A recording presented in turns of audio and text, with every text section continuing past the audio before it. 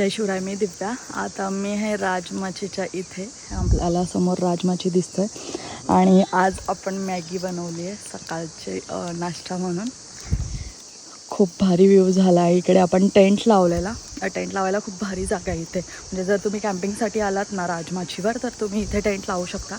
आणि इथेच आपल्याला असा छोटा ओहळ भेटतो जिथे आपण म्हणजे रात्रीचं जर आपल्याला काही हेल्प पाणी वगैरे लागतो ना तर इथे खूप सारं पाणी आहे. आणि जर आपल्याला काही हेल्प लागली तर हे बघा इथे ठाकूरवाडी आहे, त्याच्यामुळे इथे काहीच प्रॉब्लेम नाही. आणि समोर आपल्याला राजमाची दिसतोय. इकडे कातळ झाडाचं वॉटरफॉल आणि तिकडे खंडाळा.